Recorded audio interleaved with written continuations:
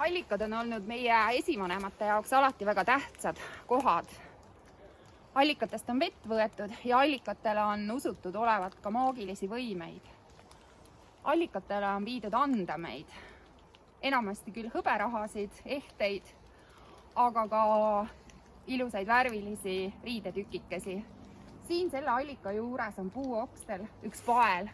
Ma ei tea, kas selle pael on siin sellepärast, et allikale ohverdada või on see pael siia lihtsalt sattunud. Mina kui osaliselt maausuline tõin omalt poolt kaasa ühe punase lõnga, mille ma siia oksa külge panen.